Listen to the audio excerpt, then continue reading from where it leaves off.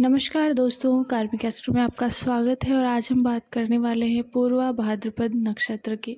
ये गुरु का नक्षत्र है, यानी बृहस्पति देव का ये नक्षत्र है। यह नक्षत्र कुंभ राशि में पड़ता है और इसका एक चरण यानी आखिरी चरण मीन राशि में भी पड़ता है।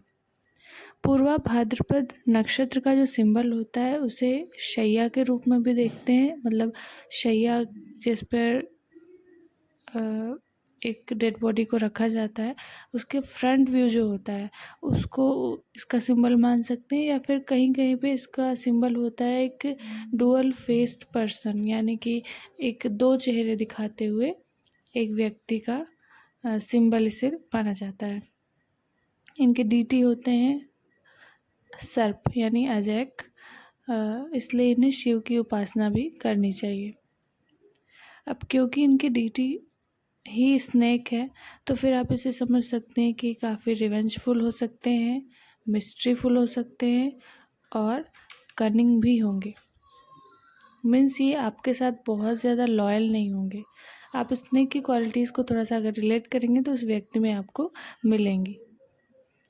अब हम बात करें कि इनके कैरेक्टरिस्टिक्स के बारे में कि कैसे होते हैं, तो मिस्ट्री होती है इनकी लाइफ में, ऑकल्ट में इंटरेस्ट होता है, ज्योतिष वगैरह में इंटरेस्ट रहता है, काफ़ी कनिंग होते हैं, ऑनेस्ट होते हैं। अब मैं दोनों चीज़ें कैसे कह रही हूँ, क्योंकि ये जो नक्षत्र है पूर्वा भाद्रपद, इसके सिंबल से ही आप समझ रहे हैं डुअल फेस्ड पर्सन। तो ये व्यक्ति हो सकता है समाज के लिए बहुत अच्छा हो, घर वालों के लिए बहुत स्ट्रिक्ट हो, या समाज के लिए बिल्कुल लापरवाह है और घर पे ये लोगों के लिए बहुत केयरिंग है। ऑफिस में अलग तरीके से है और बाहर या फिर घर में अलग तरीके से, मतलब आप टोटली डिफरेंट पर्सनैलिटीज़ लेके घूमने वाले लोग होते हैं, जो मतलब किसी से मिलते हैं तो फिर अलग तरीके से मिलते हैं और किसी और से मिल रहे हैं तो एकदम खुद को चेंज कर लिया। उस तरीके का व्यवहार स्वभाव देखा गया है इस नक्षत्र वालों में। कभी कभी ऐसा होता है कि एक व्यक्ति में सिर्फ नेगेटिव क्वालिटीज़ ही होंगी, कभी कभी होता है किसी में सिर्फ पॉजिटिव ही होंगी, और कभी कभी होगा कि एक ही व्यक्ति दोनों तरीके के स्वभाव इक्वली लेकर चल रहा है। ये ऑनेस्ट होंगे, दया और करुणा इनमें भरी होगी और समाज के लिए कुछ करने के लिए बहुत इच्छुक होते हैं। और जब नेचर बदल गया तो सिर्फ अपने ही लिए करना है, ना समाज के लिए, ना घर के लिए, ना किसी के लिए। तो बहुत मतलब ये नक्षत्र ही ऐसा है, क्योंकि कुंभ राशि और मीन राशि दोनों में पड़ रहा है। कुंभ शनि की राशि है, मीन बृहस्पति की राशि है, तो एक कर्म है, एक धर्म है। तो व्यक्ति बहुत ज़्यादा डुअल पर्सनैलिटी को भी इसके अंदर देखा गया है। इन्हें ज्योतिष में इंटरेस्ट होता है, स्पिरिचुअल होते हैं, सुपर नेचुरल पावर्स को जानने में इंटरेस्ट होता है, यानी हमारी लाइफ के बाद क्या क्या चीज़ें घटित होती हैं, आत्मा, परलोक, इन सब चीज़ों के बारे में बहुत इंटरेस्ट होता है इनको। तांत्रिक विद्याएं सीखना, ये सब चीज़ों में भी, मतलब ब्लैक मैजिक, ये सब में इंटरेस्ट होगा इन्हें। और बहुत ही हेल्पफुल नेचर इनका देखा गया है। अगर जुपिटर का इन्फ्लुएंस ज़्यादा अच्छा है तो ज्ञानी होंगे, और अगर दोनों चीज़ें इक्वली चलेंगी तो बहुत गुस्सैल प्रवृत्ति के होते हैं।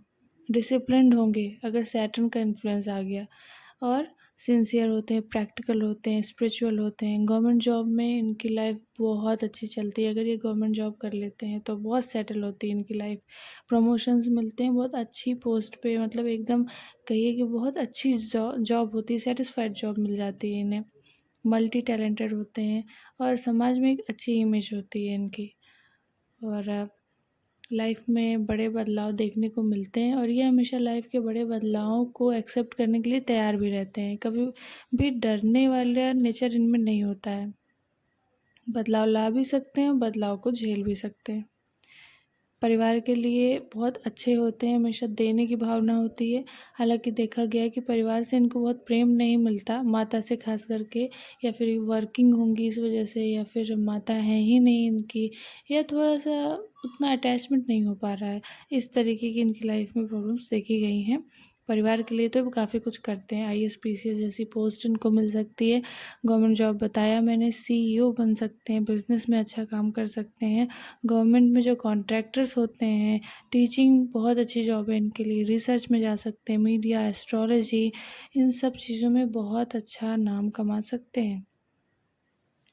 अपनी वाइफ से और बच्चों से इनकी बहुत अच्छी बनती है। इस तरफ की फैमिली से इनकी बहुत अच्छा बॉन्डिंग होती है, अच्छा कनेक्शन होता है। इनको हार्ट अटैक या एड़ियों में यानी एंकल में इश्यूज आ जाना, रिब्स में इश्यूज आ जाना, स्टमक, लीवर, बीपी, ये सब चीज़ों की बीमारियां इनमें देखी गई हैं।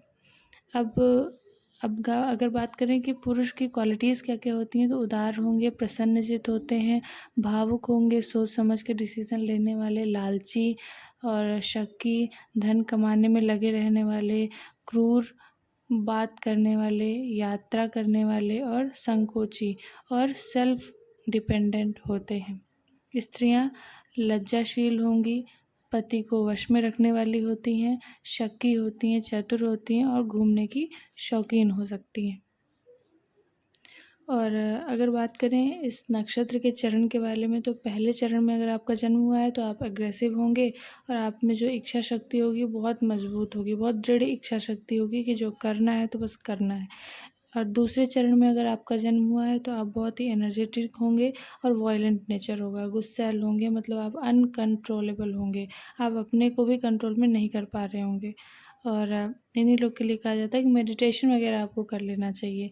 अगर आपका जन्म तीसरे चरण में हुआ है तो आप बहुत ही क्यूरियस है, नॉलेज को लेके आपके अंदर एक बहुत ज़्यादा खिंचाव है, रिसर्च करना पसंद है और अपने आप को बहुत ही डीप नॉलेज की तरफ इनका एक झुकाव होता है, बहुत गहराई तक किसी भी चीज़ को सीखना चाहते हैं।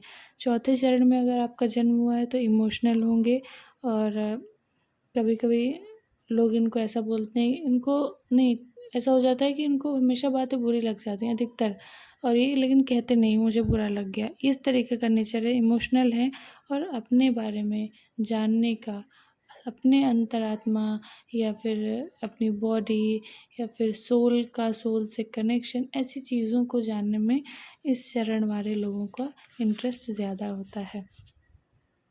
इस नक्षत्र में एक अलग क्वालिटीज़ देखी गई हैं कि ये हमेशा एक्सट्रीम स्टेट में आपको दिखेंगे, बहुत खुश हैं या फिर बहुत दुखी हैं, बहुत अच्छा चल रहा है सब कुछ या फिर लाइफ में सब कुछ ख़राब हो गया है। मतलब कभी भी एक आम जीवन इनकी लाइफ में बहुत रेयरली चलता है, बहुत ही एक्सट्रीम में रहते हैं हमेशा। डोनेशंस देना इनको पसंद है, डोनेशंस करते हैं, जो कि एक तरीके से इसको ऐसा माना जाता है कि ये पूर्वा भाद्रपद नक्षत्र है और इसके बाद उत्तरा भाद्रपद और फिर रेवती। तो ये एक तरीके से कहिए तो ये नक्षत्रों की जो श्रृंखला है ये ख़त्म होने वाली, यानी कि एक व्यक्ति है जो अपना पूरा जीवन लगभग जी चुका है, तो अब इस नक्षत्र में आके वो सब कुछ दान करना चाहता है। अब इनके दान की कोई सीमा नहीं है कि क्या दान कर सकते हैं, हो सकता है सब कुछ दान कर दें। तो इस वजह ये इन्फ्लुएंस इनके जीवन में देखा गया है कि क्योंकि आखिरी के जो नक्षत्र होते हैं ये अब पूरे जीवन को जी चुके हैं, सब कुछ कमा लिया है, पा लिया है और अब समझ गए हैं कि नहीं नहीं, असल में ये सब कुछ था नहीं, हमें ये सब छोड़ देना है और हमें कुछ और अचीव करना है, यानी मोक्ष की प्राप्ति की तरफ ये लोग बढ़ने वाले हो सकते हैं। इनको हायर नॉलेज में अलग इंटरेस्ट हो सकता है और ये ट्रेडर्स हो सकते हैं, अच्छे ट्रेडर्स हो सकते हैं।